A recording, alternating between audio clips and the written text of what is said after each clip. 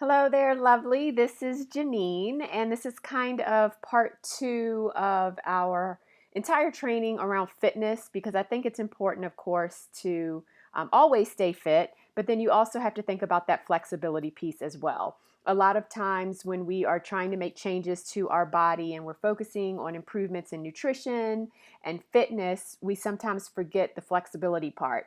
And unfortunately, as we use different muscles and as we get fit and as we start doing a lot of workouts that maybe we're not used to, sometimes our flexibility will hinder. So that's the entire point of this training. It's basically your step-by-step guide to prepare for upcoming auditions so that you can make sure that you are flexible and that you can do kicks and that you can show them what you have when it comes to dance, because that is a huge component of it. So let's just go ahead and jump right in. As you know, this is our mission, and basically this particular training is going to focus on kind of the dance style.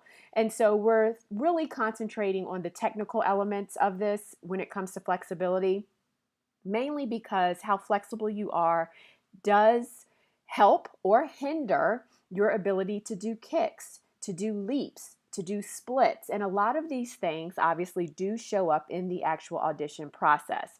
So when we're looking at those three key elements of knowledge, style, and glamour for this training, we are going to focus mainly on the dance technique part of your overall dance style.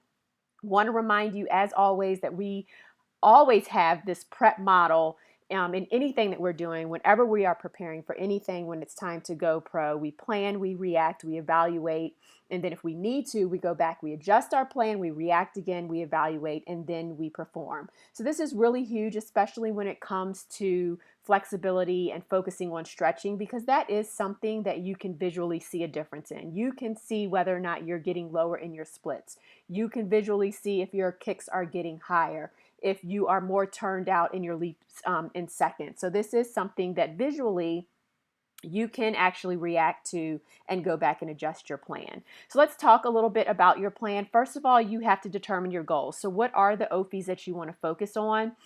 Is it splits, right, left, and center? Maybe it's just the center splits. Who knows? Maybe it's your leap in second, jumps, kicks, tilts, or any other tricks that you may want to do when it comes to flexibility. Then, of course, you need to determine what you need to research and how these key elements actually take place or how they show up in the auditions for the team that you actually want to audition for. You're also going to want to determine, obviously, your OFIs and your biggest fears, and then develop your plan of action. You really want to make sure that you overcome your fears. You might have this whole mental thing of, I can't do splits, I'm just not flexible. Well, you need to get over that. You need to stop thinking that way. You need to stop having those thoughts in your mind. And you really need to focus on how you're going to overcome those and really address your OFIs through having a flexibility and stretching plan, which is basically what we're going to be going over right now. So with this, obviously, I just want you to keep in mind that you may not have an OFI in all of these areas, right? So you're going to pick which areas you need to most work on, and then you're going to focus on those elements of the exercise program and the stretching plan and all of that based on your own OFIs. So you're also going to, when it comes to research, really try to figure out what the dance style of the team is and what their requirements are when it comes to kicks and flexibility, technique, tricks, all of that type of stuff. You really also want to make sure that you research proper flexibility and stretching practices, which is basically what you're doing right now by going through this training. But that doesn't mean that you can't do additional research. So what are some other sources that you can look at? Obviously, the team's website to really figure out what it is that they require. Go on their social media, go to their workshops and their prep classes. I'm always saying that, as you know. Talk to current cheerleaders, look on the internet, look at their videos, right? But then also look at the internet for different practices, stretching exercises, stretching plans that you can do as well to help you with your flexibility. Take dance classes, and of course, come to us because we're always here. So once you've actually developed your plan, then you're going to implement your plan. So then it's time to actually react. You've got to do your research, you've got to implement your plan, and you really have to start making this whole idea of flexibility and stretching and yoga and all of that a part of your regular regimen. And then, of course, I don't want you to lose sight of healthy eating, making sure that you're getting enough water and just resting. I went over a lot of that in the prior training. So you just need to make sure that even though this training is focused on the flexibility piece, that you don't lose sight of everything else. So how are you going to then get to the next stage when it comes to evaluating your progress? Obviously, attending workshops and prep classes is going to help with that. Actually being able to execute the technique, the flexibility, the kicks, the splits, all of that you want to work on, those things that are your goals, are you able to actually execute those things? And like I said before, you can visually see a difference. You should be able to visually see and feel a difference. I know that for me, for example, when I started doing PIO, I had to kind of take a break from, the hardcore Insanity Max 30 workouts that I was doing because it was hurting my knees so bad. And my physical therapist was basically like, look, you need to stop with all the bouncing and the jumping and all of that. So I started doing PIO. And literally, I would say probably within 2 weeks of doing PIO, I could feel a difference in my flexibility. And then when I had to do kicks at one of our dance workshops, I could see the flexibility difference. And I was so surprised as I was kicking. I was like, oh my goodness, because the PIO workout, you're not kicking. It's just mainly a combination of Pilates and yoga. So I had no idea how my flexibility had improved until I actually started kicking. So you should be able to tell this as well. And then of course you can get feedback from us, from the team that you're auditioning for. Record yourself doing kicks, and just visually look at these things. So these are the questions that you want to ask. How are you doing? How do you feel? What technique have you mastered? Are you able to execute those skills that were your goals that you said you wanted to improve upon? How much actually have you progressed? And then you've got to be honest with yourself, of course. And if you're not where you want to be, then go update your plan. And then, basically you got to start all over, right? You just update your plan and then you react to your plan, and then the cycle pretty much starts all over. But eventually, once you stay committed to this, then you will be ready to perform, right? You will be able to go ahead and turn in your application with your pictures. You're going to get ready for that big day, and then you get to show up at auditions and just show off your flexibility, which is so fun. So you really want to make sure that you incorporate it into your freestyle, or if there's a dance that you need to make up, you incorporate it into that. Or if they ask you to sit in splits. I know that the first year when I auditioned for the Wizards, one of the rounds after we introduced ourselves is we had to sit in our right split and our left split. And then we had to show them a technical skill. So you never know when it's going to come up. Another place that it might come up, let's say at prep classes, they're warming you up, they're stretching you out. And of course, eventually they're going to have you sit in splits. You never know who's watching. They might be looking around just to see who is flexible. So just keep that in mind. You never know when it will actually come up in the audition process. So here are some misconceptions about flexibility. And of course, because they are misconceptions, then it means that they are not true. And we will definitely go over the details behind why these are misconceptions. So the first one, I can just jump right in and start stretching. So we all know that that is not correct. We all need to warm up, get your muscles nice and warm before you start stretching to see the best results. Static stretching should be done before and after workouts.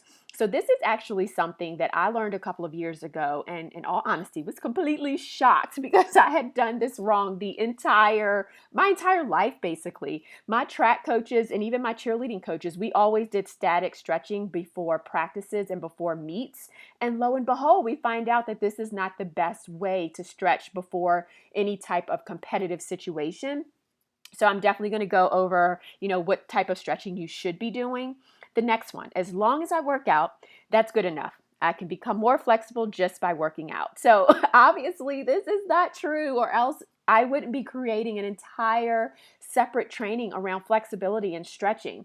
I already went over the importance of fitness and how to meet your weight loss goals or your fitness goals. And we discussed those workouts already. And obviously flexibility is its own separate beast, which is why we have a completely different training focused on flexibility. It takes so long to become more flexible. Well, in some cases, yes. If you're not doing the right things, this definitely could be the case. And you're also going to find out in a little bit like all of the different elements that go into flexibility. But I'm also going to help you to really understand what things will help you to see results quicker and more effectively. So, what is flexibility? So, physical or limberness refers to the absolute range of movement in a joint or series of joints and length of muscles that cross the joints and to induce a bending movement or motion. Okay, that's great. Here's what I really want to point out. Flexibility in some joints can be increased to a certain degree by exercise, with stretching being a common component to maintain or improve flexibility. And this is from Wikipedia. So the question that I have here is, are you working on your flexibility on a regular basis? They specifically point out that yes, exercise could help, but stretching is extremely important. And they also mention, quote, exercise, including stretching and yoga, often improves flexibility. So they specifically also mentioned yoga. So I want to definitely make sure that you keep that in mind.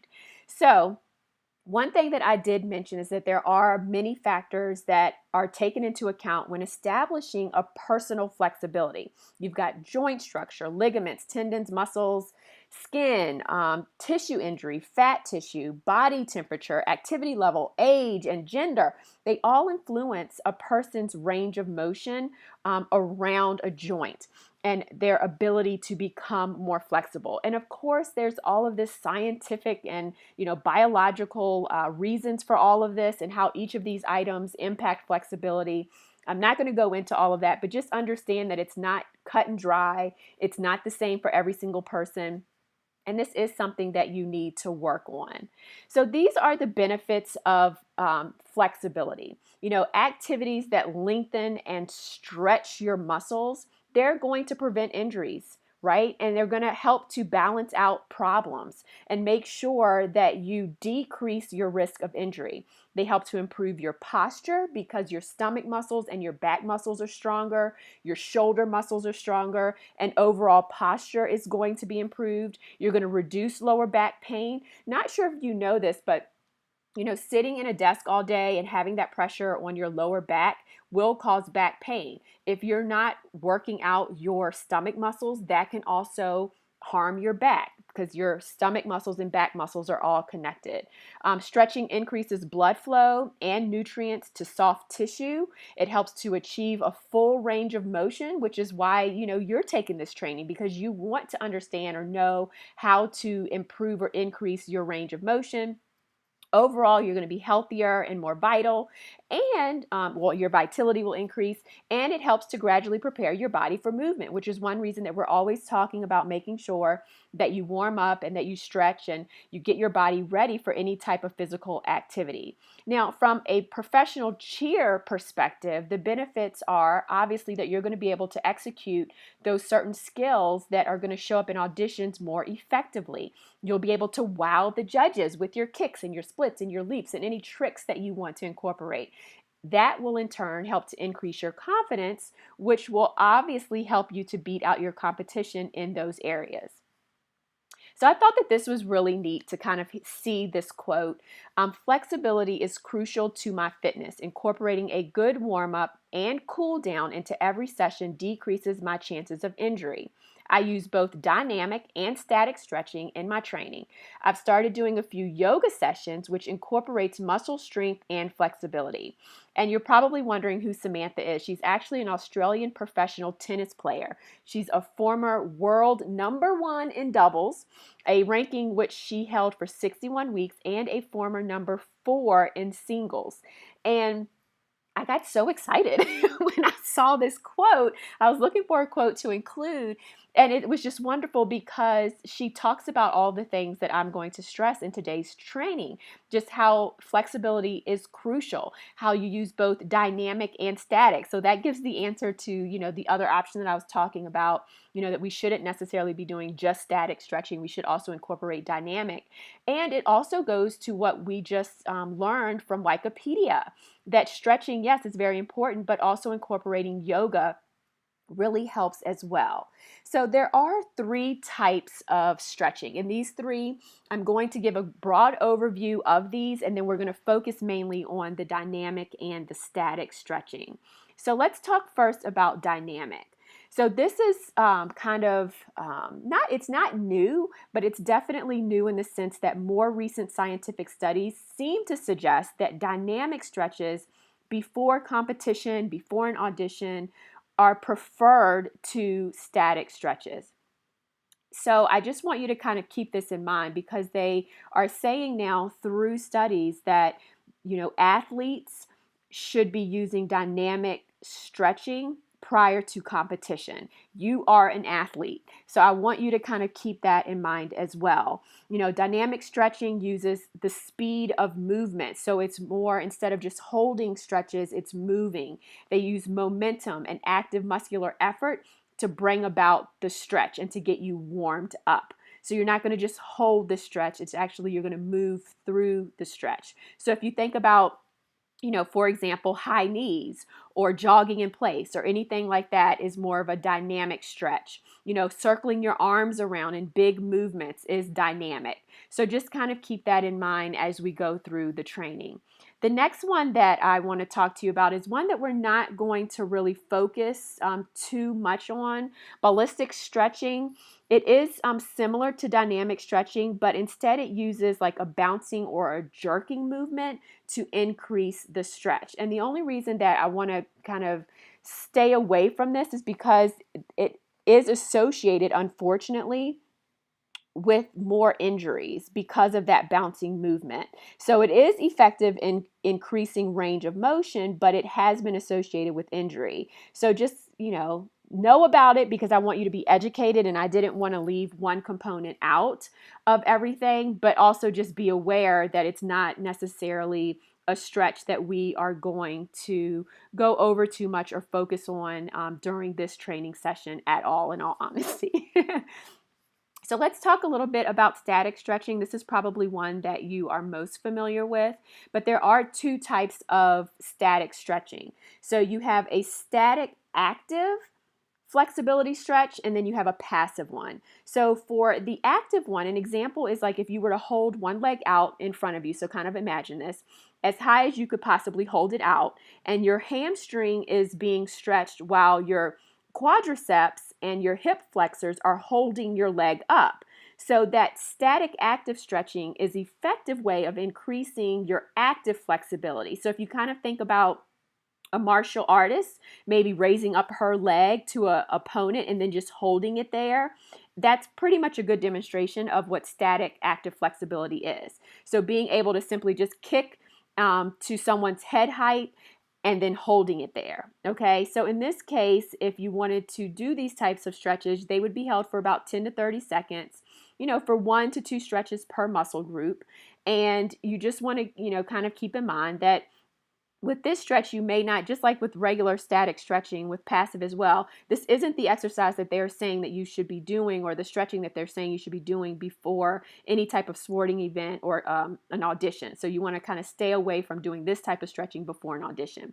Then you've got the static passive flexibility stretches, and this is more slow and constant, and you hold the stretch at the end for about 30 seconds. So these are the types of stretches that I know that you're used to doing, because these are the ones that we've been doing forever. So if you kind of think about, okay, well, you're sitting in a straddle position on the floor, and you lean over, to the right, then you do flat back and you hold that for 30 seconds, then you go to the middle, then you go to the left flat back, and then you do a side stretch to the left. So that's basically a static passive. So in this case, you are going to hold your stretches for 10 to 30 seconds, and this is recommended to do after your workout. So as part of your cool down, or whenever you're trying to lengthen your muscles. So you could do, for example, a warm up to get your muscles warm so that you can then do a static passive stretching routine to help to build your flexibility.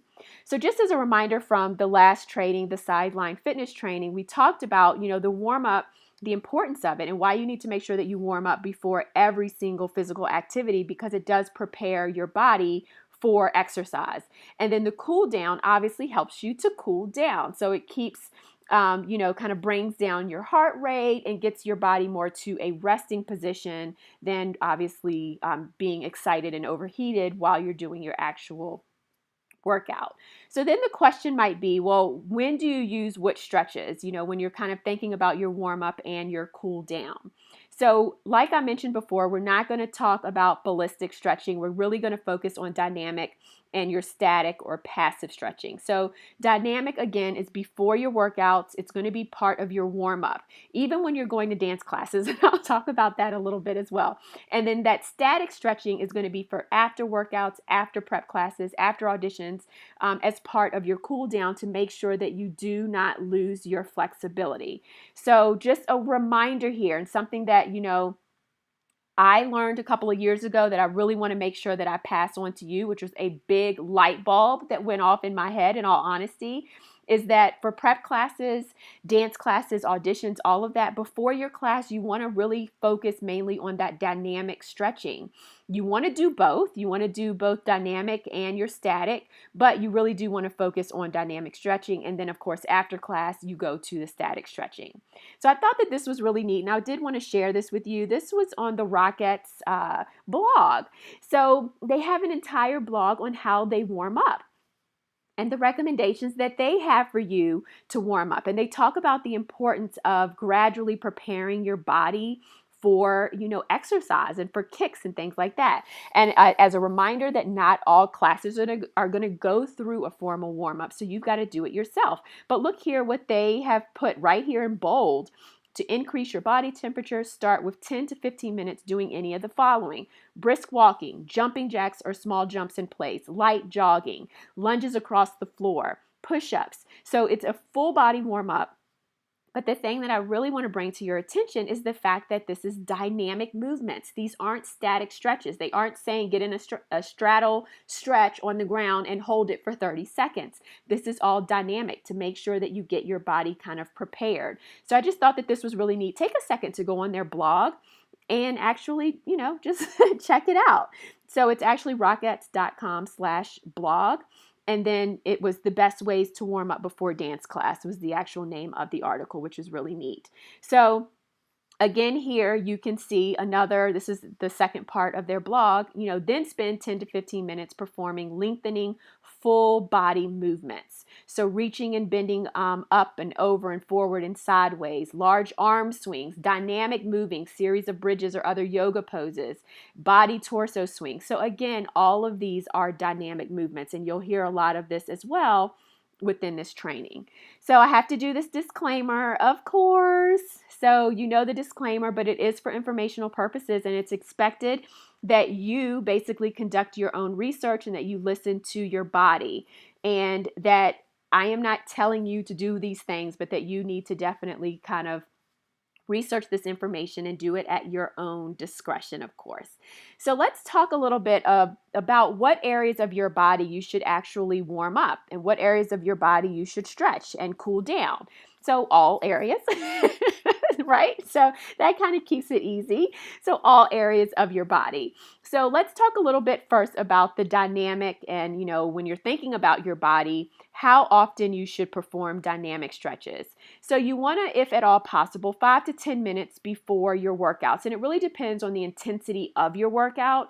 So if you're getting ready to go for a marathon run, then yes, definitely 10 to 15 minutes, maybe even. But if it's not going to be as hardcore of a workout, then you could definitely get away with 5-minute dynamic workout or stretching beforehand. How many times per day? So I would say, before every workout that you want to make sure that you warm up, and then how many times per week. It really just depends on your own personal workout regimen. But of course, you should be doing some sort of movement and physical activity every single day. And then, heavy workouts might vary from 3 days a week to 4 to 5 days a week. So it kind of just depends on your own personal workout schedule, which you should have figured out in the prior training. So these are just some of the dynamic warm-ups that you can actually do, the dynamic stretching that you can do. Again, 5 to 10 minutes and maybe do each of these for, 1 minute each. And you don't have to do all of them, of course, but these are just some examples of dynamic stretches. So I just wanted to make sure that you have a good list so that you can kind of pick and choose and alternate. Maybe do 5 or 6 of them, one workout, and then do another 5 or 6 and kind of get a feel for which ones you feel like warm you up the best. Again, I'm going to have a resource for you, of course, where all of this is documented and written down so you don't have to take the time now to actually go through that and write that down. So let's go to static stretching, because this is, the type of stretching that you're going to do to really help with that flexibility piece. So, I want to discuss, the optimal stretching frequency and the time to improve your flexibility so that you can have maximum results, but not waste your time doing more than necessary, if that makes sense. So I just want to make sure that you understand what those benefits are and why I'm recommending certain things. This isn't just because I think it's a good idea, but of course there's actual data and studies that back all of this up.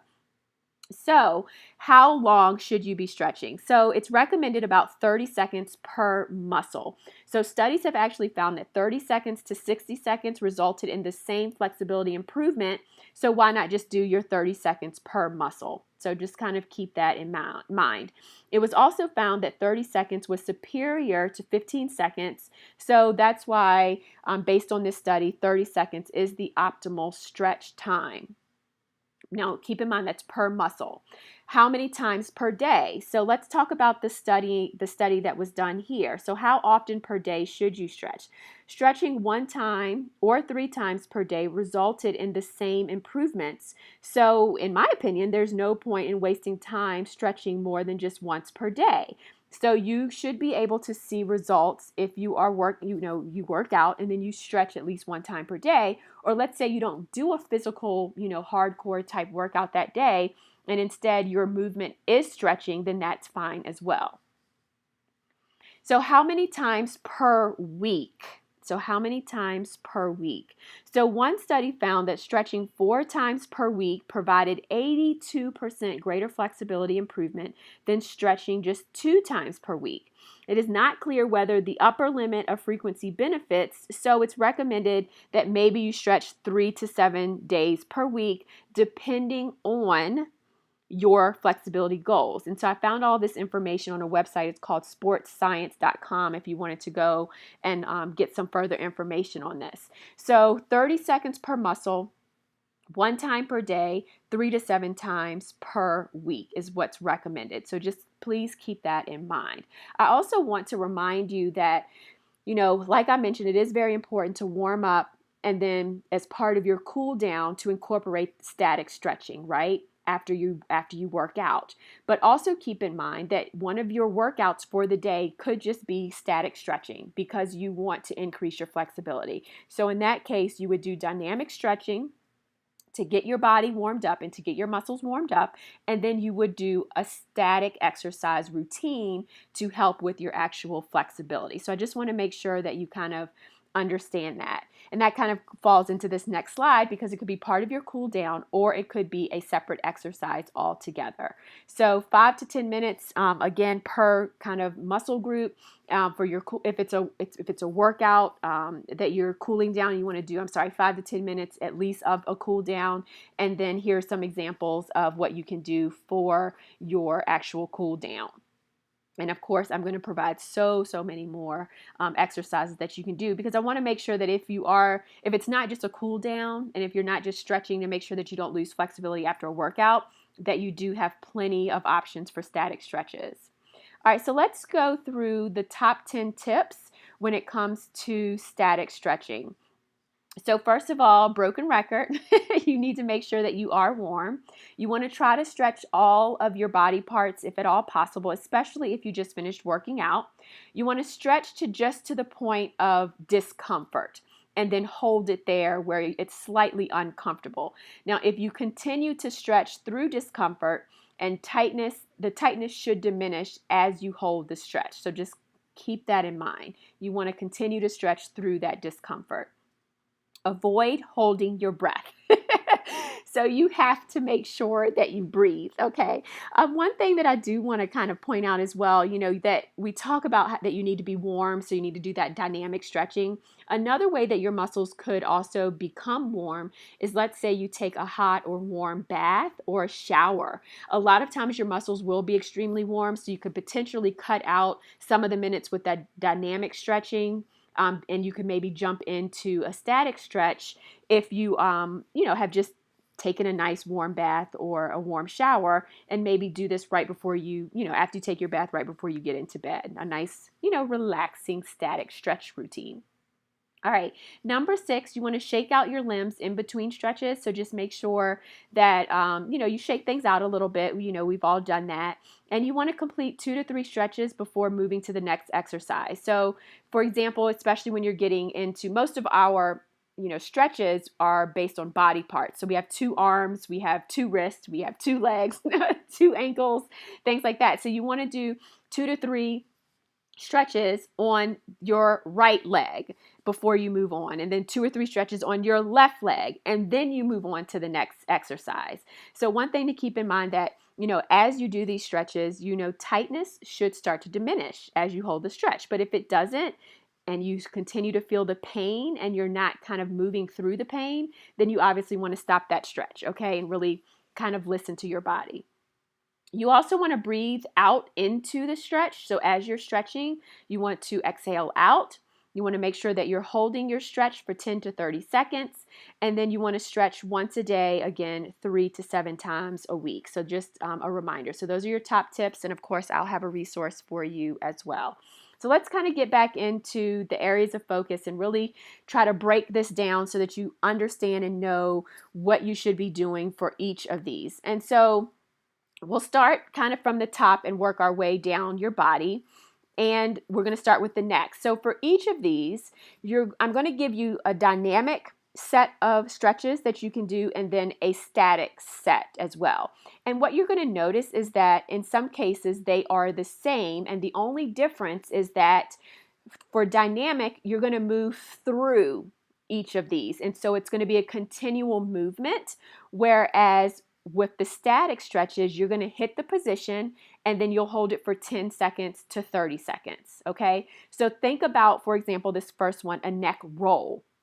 You'll roll your neck to the right and it'll be relaxing, and it'll be a circular movement all the way around, right? When it comes to static, you're going to focus more on, you're going to tilt to the right. So ear to shoulder, and then ear to other shoulder, and then you would hold those positions, just as you would tilt and turn your whole neck to the right and hold, and then turn your whole face, neck, everything so that your nose is pointed to the left, and hold that position. So many of these will work in that manner, where, keep in mind, dynamic is moving through and your static is holding, going to that position and then holding. So I'm not going to go through each of these. Like I said, I am going to create a sheet for you. And if you don't know the names of some of these, if you Google them online, you'll be able to see, because a lot of these are very common. So let's talk about arms and shoulders. Sometimes we do neglect our neck, our arms, and our shoulders for some reason. So I did really want to make sure that I included these. So small and large arm circles, making sure that you don't forget your body, all parts of your body when you're warming up. You can also put your arms in a T motion and just swing them around, like kind of forward and back, forward and back. And then also, of course, push-ups. And then here we have some of your static stretches as well. The next one, going on to your wrists. Especially if you're going to be doing yoga or anything like that, you'd want to make sure that you're working out your wrists. So you have your wrist rolls or circles, and then a lot of static stretches as well that help your wrist. So don't forget about your wrist. And then your midsection, your core is so, so important. And I know that you have core workouts to do, but you also need to warm up your core as well, especially before you do a full core workout. So this is obviously some exercises for dynamic that you're going to actually be on a ball that you can do with, an exercise ball. And then obviously crunches are included there. And then for your static stretches, these of course are poses that you're just going to hold as well. Up next, that beautiful buttocks. So there are stretches. A lot of these you're going to also see, when it comes to your legs, because, everything is kind of connected, but there are some, specific warm-ups that you can do for your buttocks, both dynamic and of course, static. You'll also notice if you're kind of reading some of these as I am talking, a lot of these are yoga poses. So again, stretching is important, and part of that stretching you're going to notice are some yoga poses that you can utilize while you are kind of warming up your body and stretching through these movements. Ankles, another area that we often forget. Making sure that we stretch out or warm up our ankles is very important. So dynamic, those are obviously the ankle stretches that you can do before you start your workouts or before your dance classes, and then after as well, the static stretches that you can use. So just making sure that you kind of keep all of these in the forefront of your mind. Now, the big area, legs, and I saved it for last because this is the one that is kind of most important, just in the sense of the demand from our lovelies on the things or the areas that you all want to work on and increase your flexibility in the most. So on the left-hand side, obviously the dynamic stretches that you are going to want to do before your workouts, before your prep classes, before your auditions. Just making sure that your legs are extremely flexible and warmed up before you get into any type of competitive situation. And then on the right-hand side, these are the exercises that you're going to be doing to help increase and improve your flexibility with, splits and kicks and things like that. So all of these, again, I will provide for you in a resource so that you have these, because I understand that, legs and leg flexibility is extremely important. Okay. So one thing that I also wanted to provide for you is, specifically some of those areas that I'm constantly hearing about, obviously splits and kicks and opening up our hips for leaps and things like that. So in addition to these exercises that you can do, let's talk a little bit about, if you do want to improve your splits, what are some of the things that you could be working on? So obviously you need to warm up.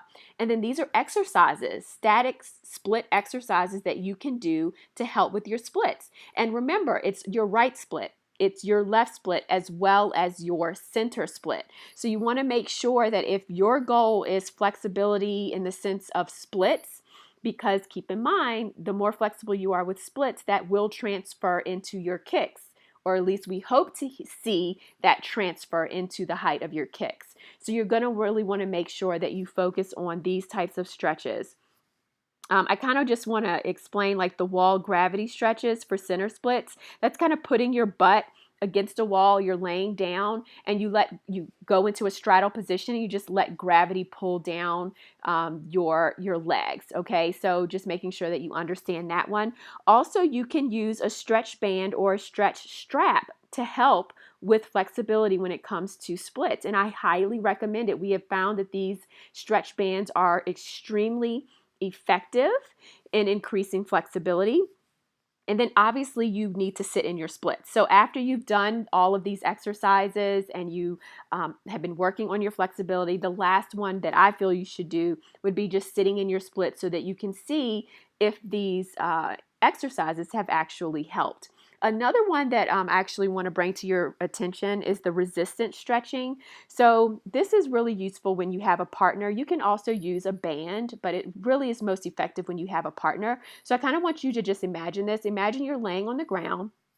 And your toes are pointed, you're stretching kind of out your toes to one direction, and then you lift up one leg, and your partner's kind of on her knees in between your legs, and one hand is right above your, let's say, the leg that is on the ground, okay? And then your other leg is in a split position, and she pushes on your calf muscle, or actually just below your calf muscle, kind of in between your calf muscle and your heel, but not on your Achilles.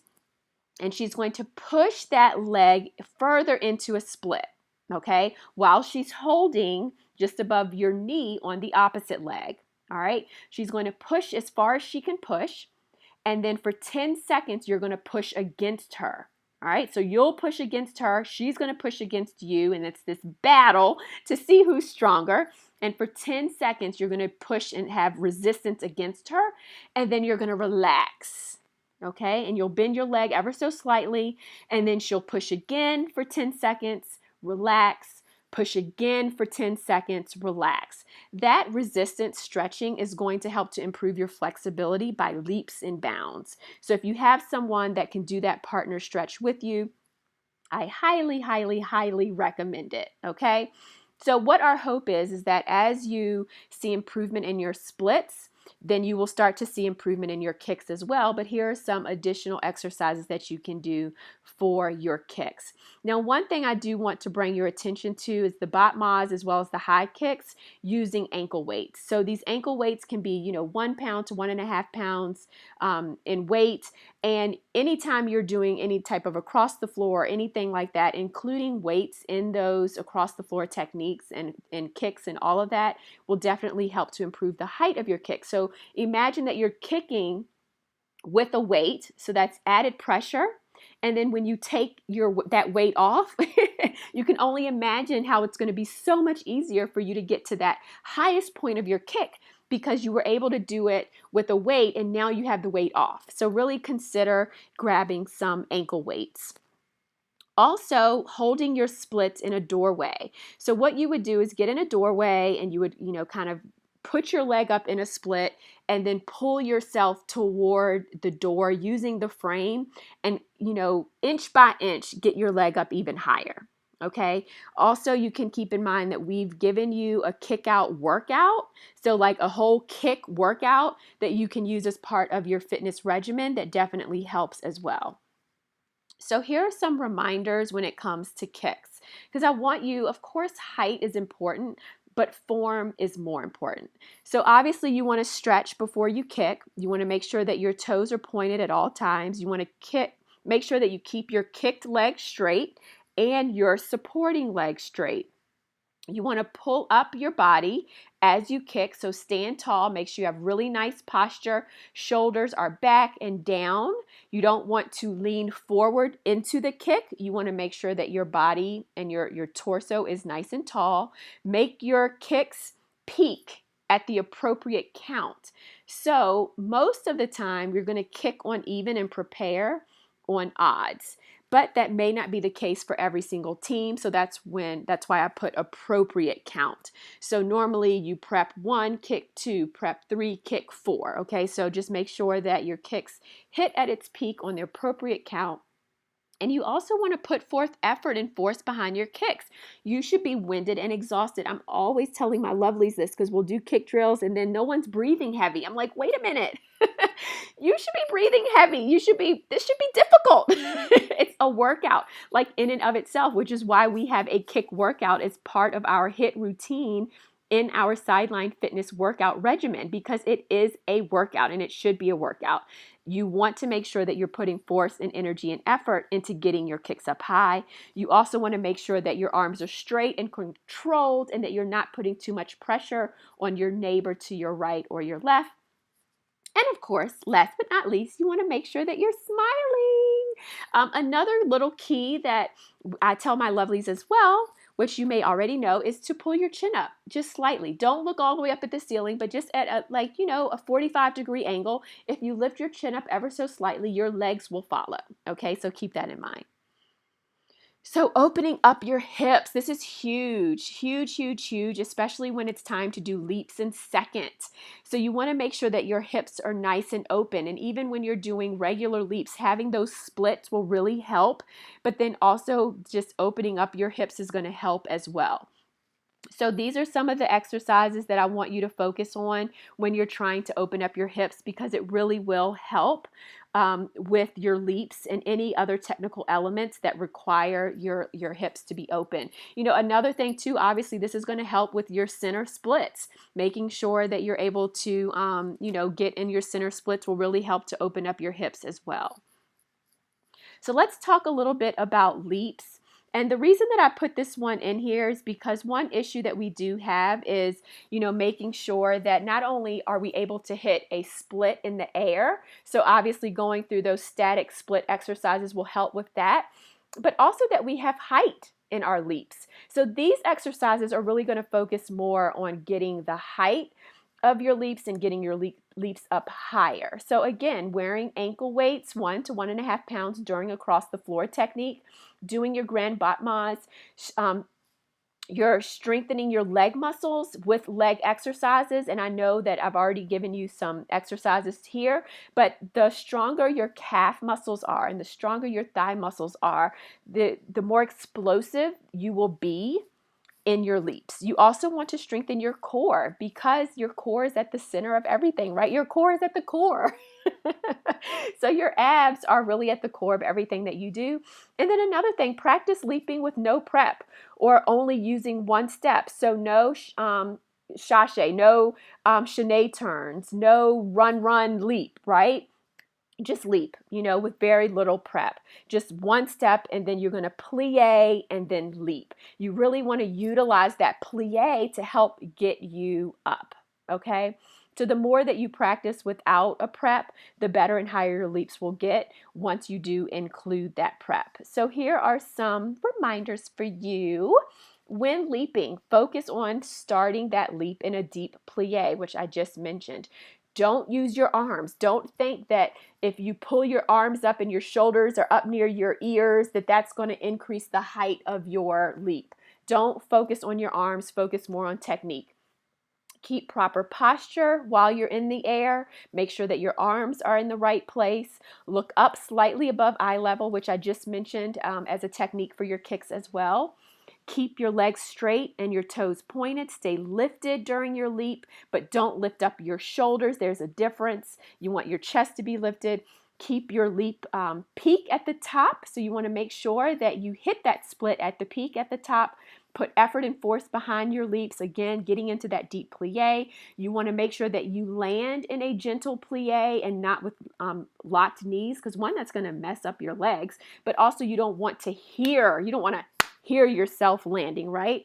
Keep your arms nice and controlled, and of course, smile.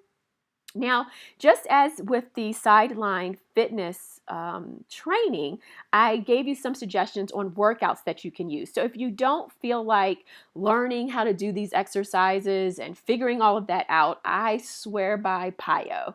And I can promote this and encourage this and, sing its praises, because when I used PiYo, I saw results. Like, undoubtedly, I saw an improvement in my flexibility. And in all honesty, I was probably more flexible after doing PiYo than I was definitely during Wizards and potentially even during Redskins. Probably in high school and college. I was pretty flexible back then because I was a cheerleader and we were constantly focusing on kicks. And then some of that focus dwindled a little bit once I made it to the pros, because we were focused more on dance technique with turns and leaps and things like that, and not as much with kicks. But definitely once I started doing PiYo, I saw a huge improvement. So if you really want to see results, I highly recommend PiYo. Again, it is a combination of Pilates and yoga. And then another workout through Beachbody that I would recommend would be the Yoga Studio. It's not, with PiYo, I do love it because it's more movement in PiYo. But yoga is also, again, something that, even Wikipedia recommends. So just focusing on yoga exercises is also a great way to go. All right, so just wanted to make sure I at least gave you some more, I guess, kind of like, just get to it, cut to the chase, cut out all of, you trying to figure out what to do, even though I did give you specific exercises, but just having someone there in front of you to tell you what to do. I would definitely go with PiYo again or Yoga Studio, okay? So now it's time for me to give you a big kiss. We're going to keep it simple. Make sure that you warm up with dynamic stretches, 5 to 10 minutes at least, both before prep classes and audition. So a lot of times in dance classes, I see a lot of ladies on the ground just doing static stretches. So please make sure that you incorporate dynamic stretches into your warm-ups. cool down with static stretches. So you want to just make sure that you are stretching daily for optimal results. And, through the studies, and I know that I didn't get into as much of this, but what they actually found was that with these, peak performance athletes, static stretching sometimes would hinder their performance. So track runners, especially with sprints, they found that when they were doing static stretches before workouts, it would hinder their speed in comparison to those that were doing dynamic stretches. So again, just make sure that you focus on the dynamic stretching. Flexibility impacts both technique and your kicks. And you want to focus on stretching as well as yoga movements. So again, that's why I recommended PiYo, which is a combination of Pilates and yoga, as well as yoga. Okay. And so now, hey, it's time to get flexible and fabulous, right? So as always, if you haven't done so, please connect with us on social media. We always want to make sure that, you stay connected. Obviously, as being a part of the coaching program, and when you're working with us in that intensive coaching program environment, you are always hearing from me. But, even after that program is over, we still want you to stay connected. We also have a YouTube channel, so make sure that you are connected with us there. And of course, if you have any questions about this training, please, you know that we are here for you. So just make sure that you reach out to me and just let me know. All right. Well, that is all. It's been great sharing with you. I hope you've learned a lot around flexibility and the importance of stretching and making this a part of your, regular routine so that you can perform even better at auditions and wow those judges. All right, well, that's it. That's all for now. I'm GeNienne signing off for Sideline Prep and all of our Sideline Prep coaches, wishing you success in all that you do. As always, make it a great day, and I'll talk to you later. Bye.